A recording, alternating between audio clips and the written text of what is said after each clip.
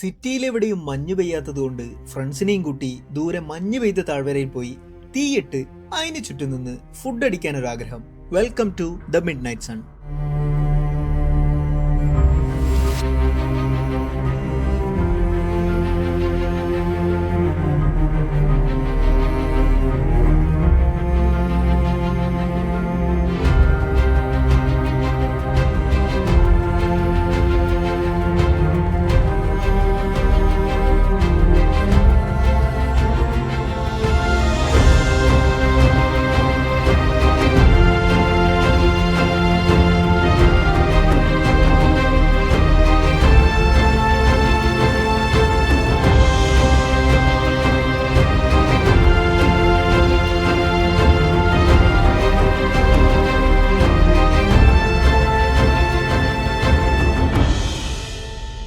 വണ്ടി ഇങ്ങനെ കയറി വരുന്നത് കാണുമ്പോൾ എല്ലാം ഈസിയാണ്.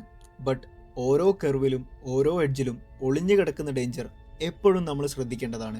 ഈ കാണുന്ന മരങ്ങളും മലകളും കണ്ണിന് നല്ല സുഖമുള്ളതാണെങ്കിലും ഇതിൻ്റെയൊക്കെ ഇടയിൽ എന്തൊക്കെയോ മറഞ്ഞു നിൽക്കുന്നുണ്ടാവും. ഓടിയാലും നീന്തിയാലും മനുഷ്യനെ തോൽപ്പിക്കാൻ റേഞ്ചുള്ള ഗ്രിസ്ലി ബേസ് വരെയുള്ള ഡീപ്പ് ഫോറസ്റ്റ്.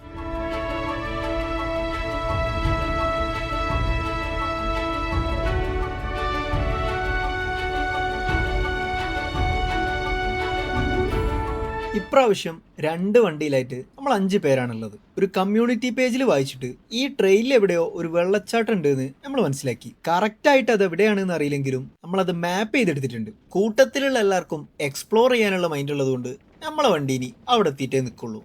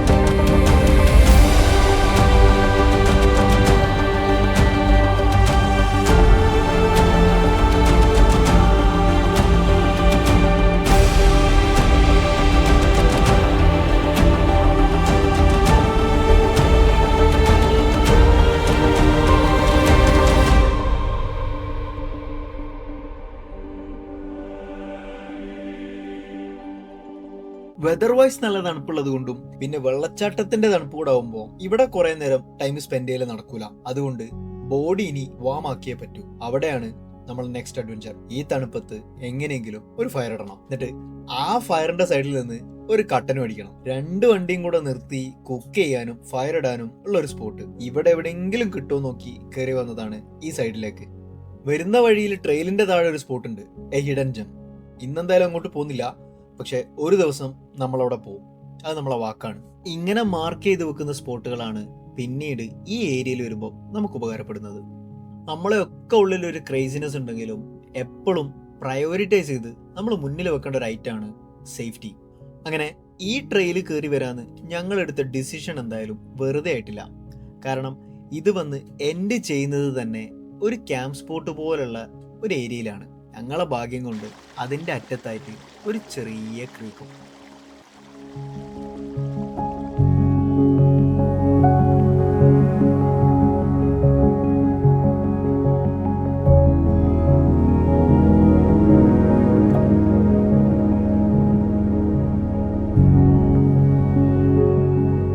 തണുപ്പത്ത് ഫയർ ഇടുന്നത് അത്ര സിമ്പിൾ ടാസ്ക് അല്ല. യൂഷ്വലി നമ്മൾ താഴെ കുഞ്ഞി പീസസ് കത്തിച്ചിട്ട് അതിൻ്റെ മേലെ വലിയ പീസ് വുഡ് എടുത്ത് വെക്കലാണ്. ബട്ട് ഇപ്രാവശ്യം നമ്മൾ പുതിയൊരു ടെക്നിക്ക് ട്രൈ ചെയ്യാൻ പോവുകയാണ്. ഫയർ കൂടുതൽ ലാസ്റ്റ് ചെയ്യാൻ വേണ്ടിയുള്ള ഒരു ടെക്നിക്ക്. സോ ബേസ് നമ്മൾ ആദ്യം തന്നെ വലിയ പീസസ് യൂസ് ചെയ്ത് സെറ്റാക്കും, നോർമലി ചെയ്യുന്നതിൻ്റെ ഓപ്പോസിറ്റ്. എന്നിട്ട് അതിൻ്റെ മേലേക്ക് ചെറിയ പീസസ് എടുത്ത് വെച്ച് ഒരു പിരമിഡ് ഷേപ്പ് പോലെ ആക്കിയെടുക്കും. ആ ഷേപ്പിൻ്റെ ടോപ്പിൽ കുറച്ച് കുഞ്ഞി പീസസ് വെക്കും. എന്നിട്ട് അതിൻ്റെ ഇടയിലേക്ക് ഒരു ഫയർ സ്റ്റാർട്ടറും വെച്ചങ്ങ് കത്തിക്കും. ഇത് കത്തി പിടിച്ചാൽ പിന്നെ ക്യാമ്പ് ഫയർ സെറ്റാണ്.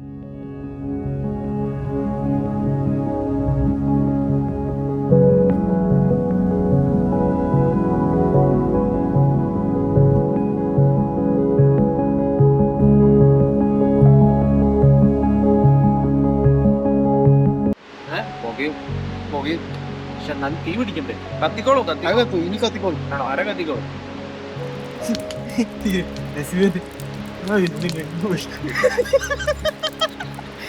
രാവിലെ ഞാൻ വരുന്ന തലവേദന പൂജിതയോ.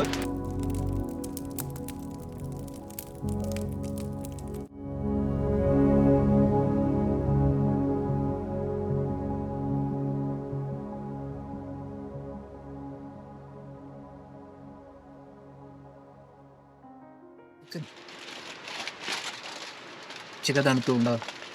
പുറത്തോട്ട് പോകും. 3 ഒരു കുപ്പി, 6 എന്താവോ കയ്യിലെടുക്കാം. എത്ര കൊണ്ടുവരും? കേട്ടോ മതിയാവൂലേ? കുറച്ചും കൂടി ഇട്ടോണെങ്കിൽ എന്തിരുന്നാലും മൂപ്പർക്ക് ഒരു ഉത്തരവാദിത്വമില്ല. അഭിപ്രായം ഒന്നും പറഞ്ഞില്ല. കുക്കാണ് ഇരിക്കുന്നത്.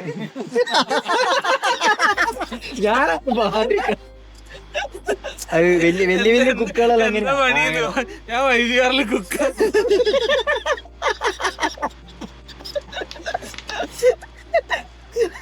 ½ ഇഞ്ച് കേറി നിക്കണം, അങ്ങനല്ലേ? ഒരു കൈ തന്നെ ഉണ്ട്.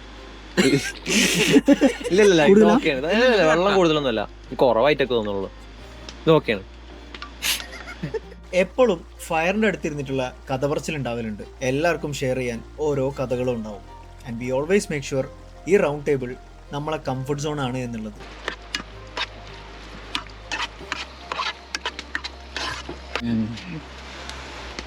ഞാനയച്ചോട്ടെ ഷെഫ്. ഓഹോ, പുളിമൂട് അമ്പാടി. എനിക്ക് ലാമ്പ് ട്രൈ ചെയ്യണ്ടേ? ഒരു വിസിറ്റായി മതിയോ? ഒരു പൈസ കൂടെ കിടന്നോട്ടെ.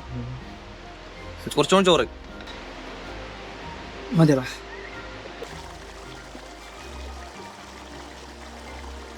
ഫൈനൽ റൗണ്ട് കഥകളും കൂടെ പറഞ്ഞു കഴിഞ്ഞ് നമ്മൾ ഇനി തിരിച്ചു പോവുകയാണ്. പക്ഷെ അതിനു മുമ്പ് ഈ ഫയർ കംപ്ലീറ്റ് ആയിട്ട് കെടുത്തിയിട്ടേ നമ്മൾ പോവുള്ളൂ, വിൻ്റർ ആണെങ്കിൽ പോലും. Guys, always respect and follow local conservation rules. ഇരുട്ടായതോടെ നമ്മൾ പാക്ക് ചെയ്ത് തിരിച്ചു പോവുകയാണ്. ബട്ട് കഥകൾ ഇനിയും തുടരും. ആൻഡ് ഈ സ്റ്റോറി ഇപ്പോൾ നമ്മളെല്ലാവരുതുമാണ്. This is a new chapter. ഇനിയും നമുക്ക് കുറേ സ്റ്റോറീസ് ക്രിയേറ്റ് ചെയ്യാനുള്ള ഒരു സ്പേസ്.